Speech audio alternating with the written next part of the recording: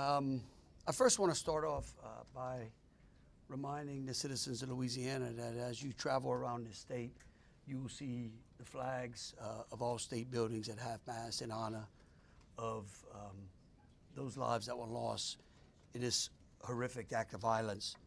I also think that it's important to remember that what happened yesterday was akin to those who are old enough to remember jigsaw puzzles, and that you would take a 1,000-piece jigsaw puzzle and you empty the box, and you've got to start sifting through those pieces, and you want to start, if you're real good, you start at the corners, right?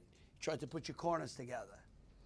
And from yesterday to today, over 1,000 law enforcement agents and officers, men and women, have been poring over countless amounts of data, of videos, of surveillances, interviews, tracking down every possible lead that came to us, whether it was the New Orleans Police Department, the Louisiana State Police, the FBI, or our other federal agencies.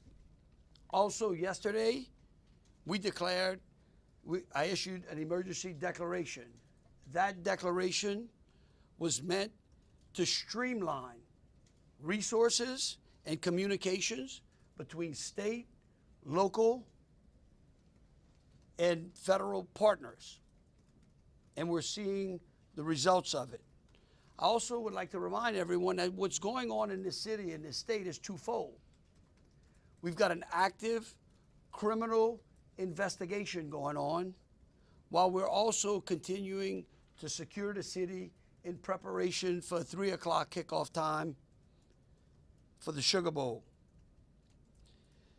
With that, I would also remind those who are in the city that as far as state resources are concerned, we have the Louisiana State Police, the Louisiana National Guard, which was part of that emergency declaration, which allowed us to put an entire MP company on the ground. Those become force multipliers, is what we call that in law enforcement and the military. That helps to add to the resources that we have. Wildlife and Fisheries, the Department of Corrections, DSF, DHS, our Veterans Affairs, our Probation and Parole, all state agencies. Any state agency who has a post-certified officers are here in this city to help secure the city. And so with that, I would like to turn it over to Christopher Rea, who is the Deputy Assistant Director of the FBI's Counter Terrorism Division. Chris? Thank you, Governor Landry.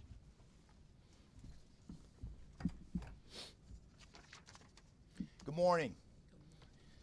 I am FBI Deputy Assistant Director Christopher Rea. I'm from our Counterterrorism Division at headquarters. I'm also joined by Assistant Special Agent in Charge Alethea Duncan from our New Orleans office, who you heard from yesterday. I'm here to discuss not only the latest investigative information we have here in New Orleans, but I'll also let you know about other investigative activities outside of the state. I first, and most importantly, want to send our deepest condolences to the victims of this horrific attack and their loved ones. 14 innocent victims were killed in this senseless attack, and at least 35 are injured. We cannot ease the grief people in this community and across the nation are feeling at this time, but rest assured, we stand with you and in support of you.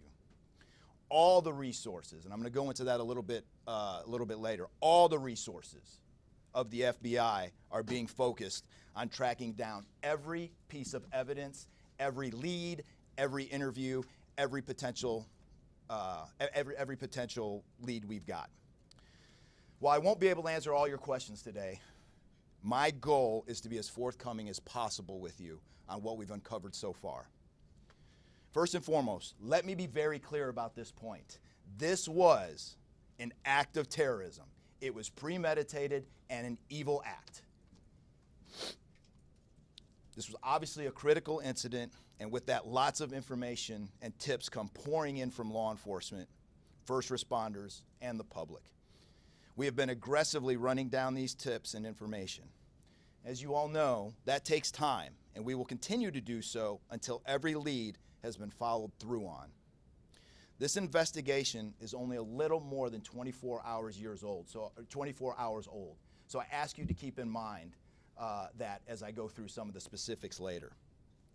But at this point, currently, and this is another fact I want to be clear on, we do not assess at this point that anyone else involved in this attack except for Shamsa Din Jabbar, the subject you've already been briefed on.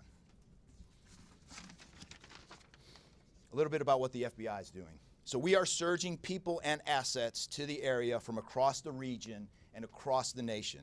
Special agents in multiple field offices across the country have been deployed and are assisting with potential aspects of this investigation and following up on every lead. Additional teams of special agents, professional staff, and victim specialists continue to arrive to provide more investigative power and assistance to the victims and their families.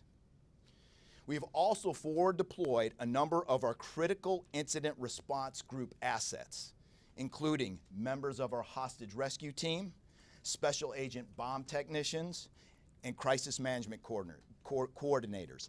In addition, we have deployed more evidence response technicians to continue to process the various scenes that we have. So far, we have received just over 400 tips from the public, and that information is being followed up on both here in New Orleans and across the country. Some of the tips are here in New Orleans, and there are other tips in other states across the country that we are following up on. The FBI team and our law enforcement partners here are also reviewing hundreds of hours of surveillance and other video from both the French Quarter and other locations. As for a timeline, at this point, investigators believe Jabbar picked up the rented F-150 in Houston, Texas on December 30th. He then drove from Houston to New Orleans on the evening of the 31st, and he posted several videos to an online platform proclaiming his support for ISIS. There were 5 videos posted on Jabbar's Facebook account, which are time-stamped beginning at 1:29 a.m. and the last at 3:02 a.m. In the first video, Jabbar explains he originally planned to harm his family and friends, but was concerned the news headlines would not focus on the, quote, war between the believers and the disbelievers, end quote. Additionally, he stated he had joined ISIS before this summer. He also provided a will and testament.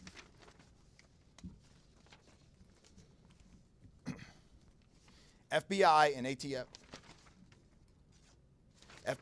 We have a couple different scenes at the location. We have released the scene at Bourbon Street. That scene has been released. We also have a scene off of Mandeville address where we're currently searching that scene right now. FBI and ATF agents have secured that house, and that location is being searched for potential evidence. On New Year's morning, Jabbar opened fire after ramming through a blocked-off area of Bourbon Street, used his truck as a weapon to run over the victims. Teams of specially trained victim specialists, again, as I said, are on the ground here in New Orleans, assisting survivors of the attack and loved ones of the deceased. We do not believe the public is in any danger around any of these locations. 3 phones linked to Jabbar have been recovered, and digital media exploitation is a priority to see what is on the devices and determine if there are any other potential leads. Additionally, we have recovered 2 laptops and are currently reviewing them for any potential leads. Those laptops were recovered at the Mandeville address. Evidence technicians will also be going over the F-150 truck Jabbar was driving. As you know, we recovered an ISIS flag from the back of the vehicle. Jabbar declared his support for the terrorist group on social media, as I stated before, as he made his way to New Orleans. FBI bomb technicians also recovered 2 IEDs in coolers, one from the cross-section of Bourbon and Orleans Street, and the second at an intersection approximately 2 blocks away. There were multiple reports of other devices. Those reports turned out to be misinformation or not actual functioning devices. Those are the only 2 devices that we've been able to recover that were functional. Both devices were rendered safe on scene. We did obtain surveillance footage showing Jabbar placing the devices where they were found. As I said before, 2 other items of interest were determined not to be IEDs. A little bit about Jabbar. Jabbar himself was born in the United States and is a U.S. military veteran. We are looking in everything in his life. While we have interviewed many people who know Jabbar, we still need to talk to others. Whether you know Jabbar personally, worked with him, served in the military, or saw him in New Orleans or Texas, we need to talk to you. You may not think you have relevant information, but what you know could tie in to one of our investigative leads. Specifically, we want to talk to anyone who was in the French Quarter on New Year's Eve or early on New Year's Day. That includes people spotted near one of the 2 IEDs on Bourbon Street. The IED was inside a cooler, and many people stopped and looked at the cooler and then continued on their way. Let's be clear, again, we do not believe at this point these people are involved in this incident in any way. We want to speak to them as witnesses and want to know what they saw and when. I went down to the crime scene last night. It is very hard to put into words what it looked like and how difficult it was to see. Anyone with information can call us at 1-800-CALL-FBI or send digital tips to fbi.gov/Bourbon Street attack. Early this morning, evidence response teams finished their work at the crime scene. Bourbon Street has been turned over to the city of New Orleans. As you know, there's also an FBI investigation in Las Vegas. We are following up on all potential leads and not ruling everything out. However, at this point, there is no definitive link between the attack here in New Orleans and the one in Las Vegas. And again, I'll preface, as I close, I'll preface everything with what I started with in the beginning, which was this is very early in an investigation like this. Again, our thoughts and prayers are with the victims of this tragedy and everyone impacted across the country. They remain at the heart of our investigation.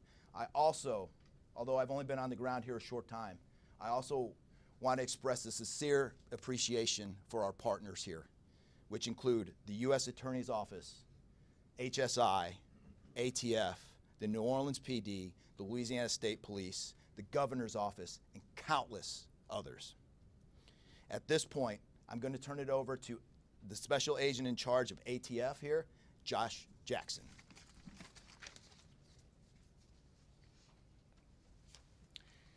Hey, good afternoon. As stated, my name is Joshua Jackson. I am the Special Agent in charge for the ATF New Orleans Field Division.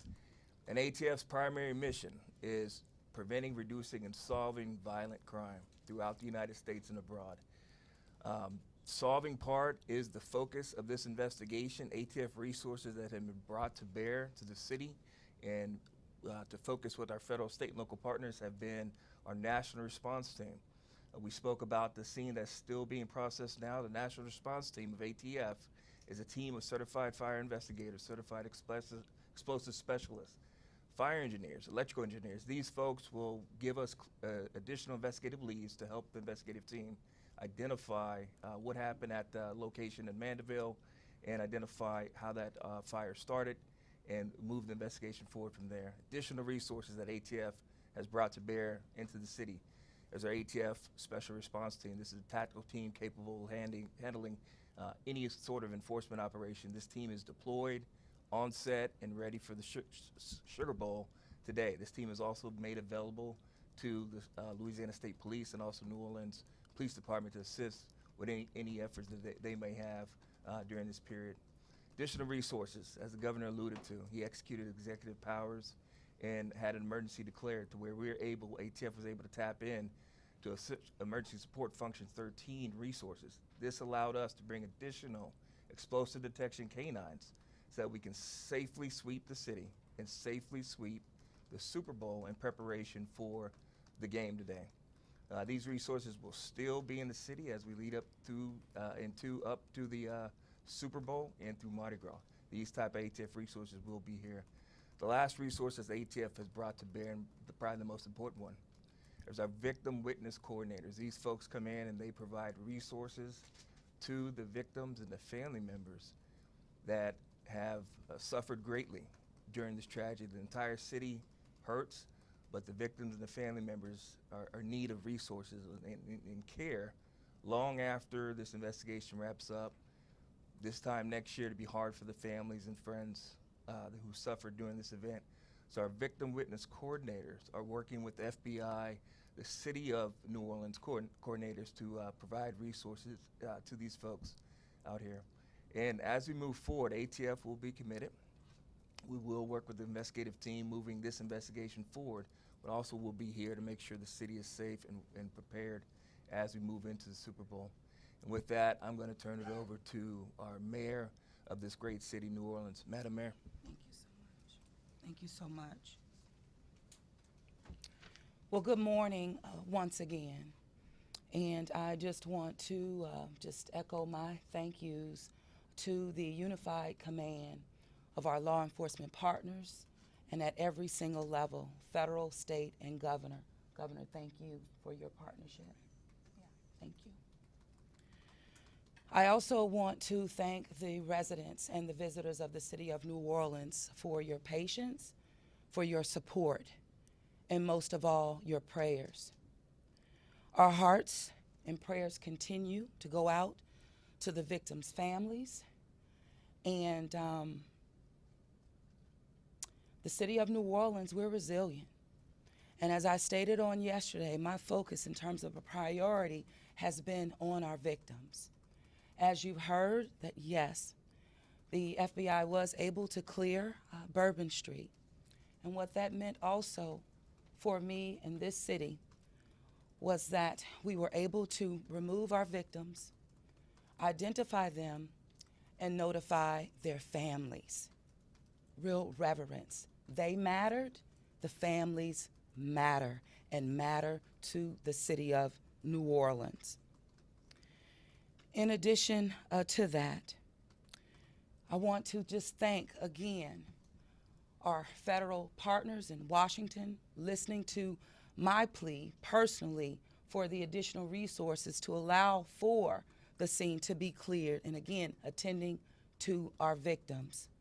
I walked by each one, and I did the sign of cross in my own way, because reverence, again, is important. So while we have been able to have Bourbon Street returned back to the city of New Orleans, and the due diligence has been done, that then allowed me to give the go-ahead to begin the cleaning of Bourbon Street. That started happening in the morning about 2 a.m. It was completed before 8 a.m. this morning.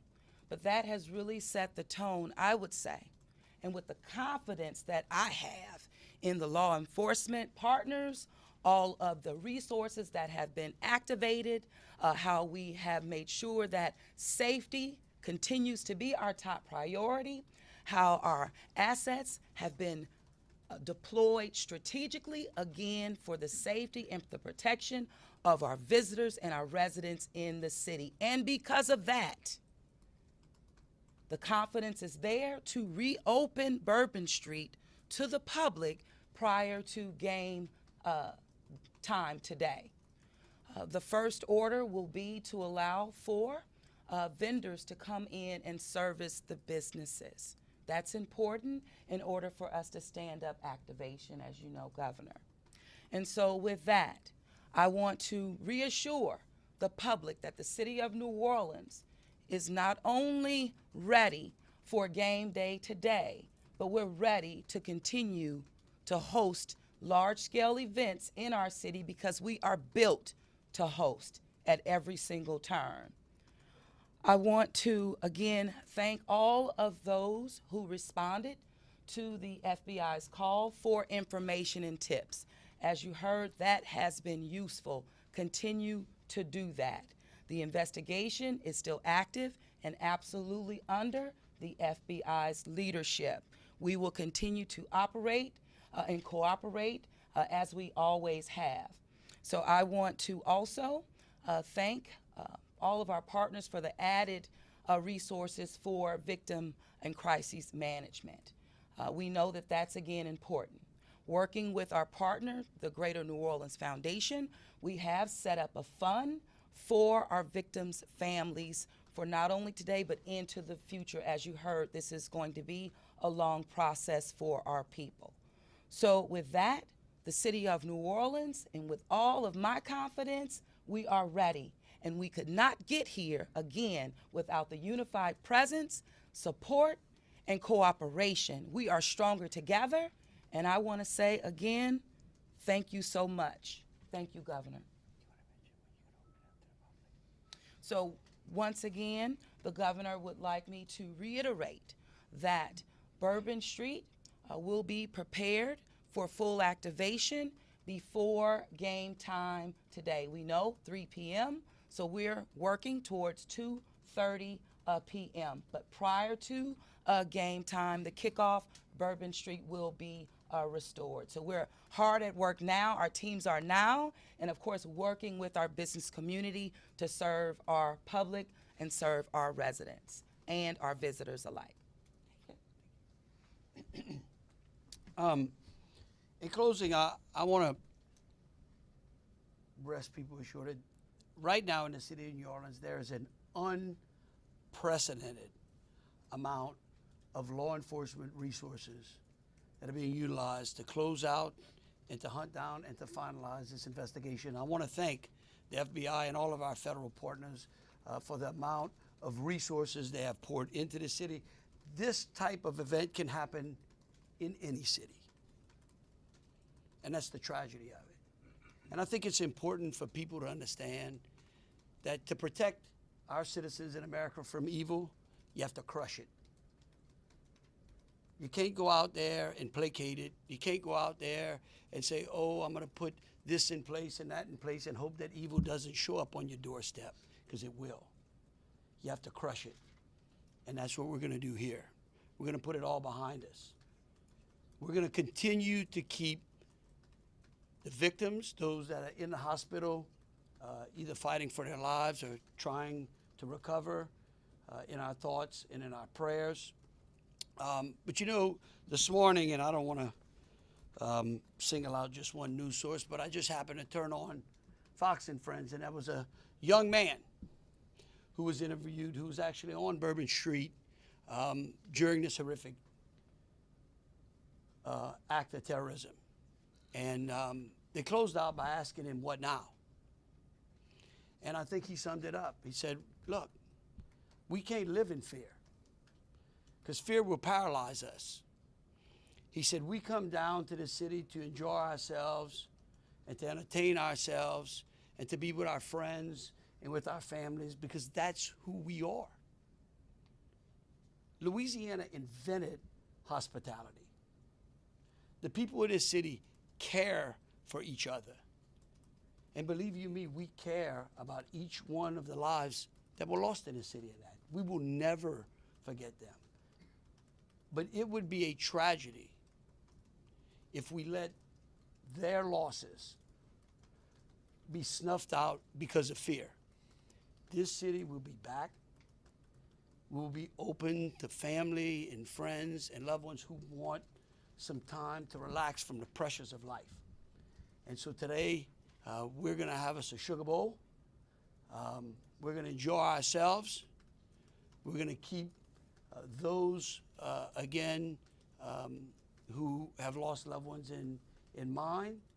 and we're going to get on to the business of this city and this great country. With that, I'll take any questions.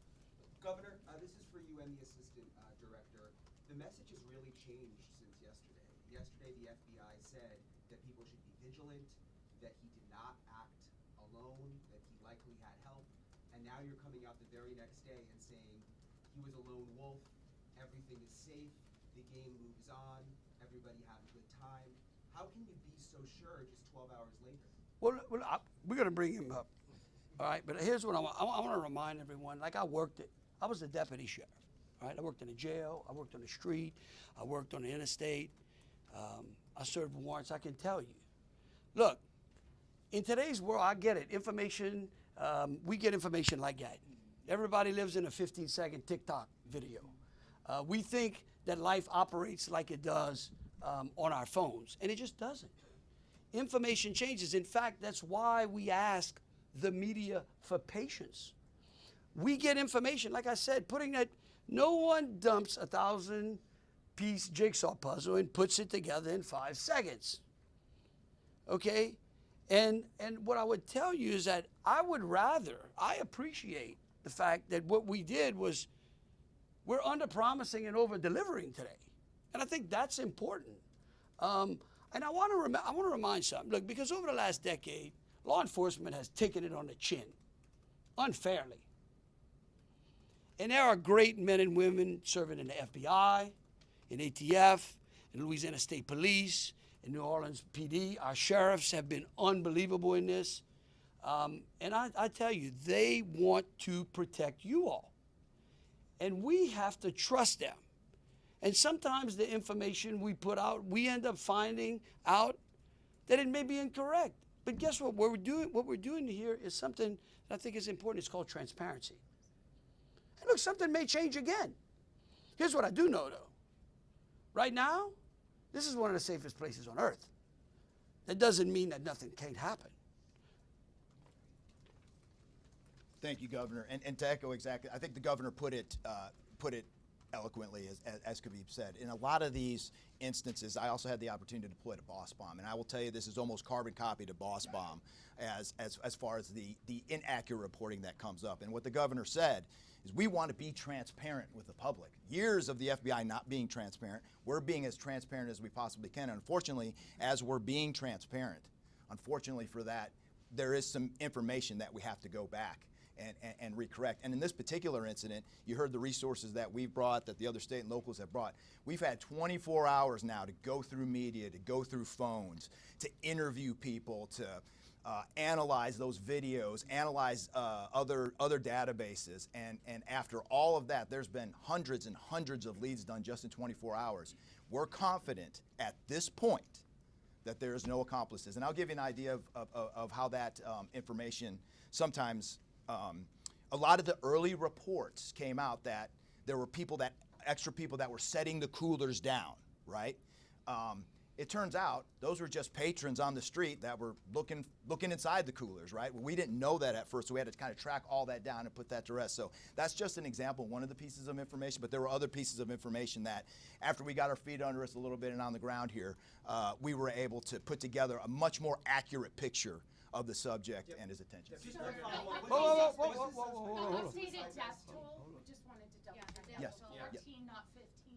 Yeah. Sorry, sir. 14, and then the shooter himself would be 15 total, to include the shooter. And the terrorist wearing a IEDs, suicide vest, were the IEDs pipe bombs, and have you discovered a remote detonator anywhere? And when you said that you have surveillance footage of the suspect planting those IEDs, what time roughly were they planted? Yeah, those roughly a couple hours. I don't have the exact times in front of me. A couple hours prior to the attack. Probably after midnight. I want to say 1 or 2 in the morning, but I can't. Left the area and came back. Correct. That's our assumption now. I mean, we still have a lot to work through. We're getting more surveillance video and everything else, but that's the assumption. Was he wearing a Were there suicide vest? sweeps being done on Bourbon Street? Would there have been canines out on New Year's Eve? Would there have been bomb sweeps done? Look, I as part think- of the regular I thi- precautions? Let me just say this, and either Joe or Rob will correct me. Look, a bomb dog doesn't operate like a drug dog, right? On Bourbon Street, there's a lot of senses, right? A lot of smells. I don't think you can run a bomb dog down Bourbon Street with thousands of people there and be able to sniff out a bomb. What we've been doing, what they have been doing, is certainly a complete sweep of the quarter because of the limited amount of traffic that's been out there. Let me just say this. I think this may help. It would be my hope that as some additional time goes through, maybe closer to maybe the beginning of next week, we will, if we've got it to what extent buttoned up as we could, I would work with the FBI and the city, and maybe we can come up with a timeline to be able to get you those information, kind of walk everyone through from day one through. I think it's extremely premature, and you're really putting us on some speculative grounds to ask some of those questions, because again, it's only been 24 hours. I mean, can you imagine how far we've come in 24 hours? So, Clarify if there was pipe bombs and whoa, we'll go one at a time. Being done to make Bourbon Street safer tonight than it was New Year's Eve? Are temporary bollards being brought in to block off the street, and why weren't those used on New Year's Eve? Well, look, here's what I'm going to say. Every time some bad guy does something like this, there's what we call an after-action review. Because again, nothing is 100%. We have reinforced the area. We have deployed some additional types of assets. I personally, it's up to the city or other, I don't like to give specifics because I don't like to tell the enemy what we got. But I can tell you we're in better shape than we were before. We have time for two more questions. Director, may I speak to the Mandeville scene? Say- Can you speak to the Mandeville scene? And then we'll go to you. Some neighbors at that site told us they smelled smoke early in the morning. Was there a fire there? Any kind of burning happening? Yeah, Do you great. still believe that fire happened after the suspect was killed? That's correct. Yeah, I'll move to 18. I do want to address the suicide vest question. I want to kill that one right away. Okay. There was no evidence that the subject was wearing a suicide vest at all. So I will turn the Mandeville stuff over to ATF. Yeah, as to the fire at the Mandeville scene, so our working theory now is that the fire started after Jabbar was already deceased. There's a lot of different ways that can happen. You could have different time devices. You could have a long cord that extended that time. You could also have pressure cookers that were put on top of the stove filled with gasoline, and then it went off. There's a lot of different ways to do it, but that is why our ATF National Response Team is here to answer those questions and get that investigative lead back to our team. So more to come on that. We're still processing that scene. We're out there right now. Are you able to assess what type of How he became radicalized over all of this time? What brought him to Bourbon Street? Do we understand? Was there any international travel involved? What led him down this path to this sort of radicalization? Sure, a lot of questions we're still asking ourselves. We know that he specifically picked out Bourbon Street. Not quite sure why. I mean, I think one can assume that it was lots of people New Year's Eve, with a target for an attack. That's the stuff in the coming days as far as that path to radicalization that we're really going to be digging into and making a priority of. So what I can tell you right now is that he was 100% inspired by ISIS, and so we're digging through more of the social media, more interviews, working with some of our other partners to ascertain just how to ascertain a little bit more about that connection. We're gonna do one more. Kate. Right there. You've had your hand up for a while, Yeah. sir. Thank you, I appreciate it. Yeah. It's actually for Special Agent Ryan. Sir, I prefer those. I'm gonna tell you. in order to reassure people, would you be able to explain the analysis and evidence that has led to this most recent understanding that he was a lone actor and that there is at this point, at least from your understanding, no further danger to the public? Sure. I think a lot of that, multiple interviews, the hundreds of interviews that we've conducted so far, the social media review that we've done of his accounts, the by my count now, the 5 devices we have, the 3 cell phones and the 2 laptops, been able to initially triage or go through that, and there is just nothing to indicate through call records, through anything on those devices, through interviews, through anything in our systems that he was aided in this attack by anybody. And again, I have to caveat, like the governor said, this is 24 hours into it. And that could change, but right now we've got a much better picture and much more confidence on what we were dealing with than we were just 24 hours ago. All right, look, thank y'all so very much. Again, we are going to try to get y'all as much information as possible. So any additional information will be put out through press releases. Thank you so very much.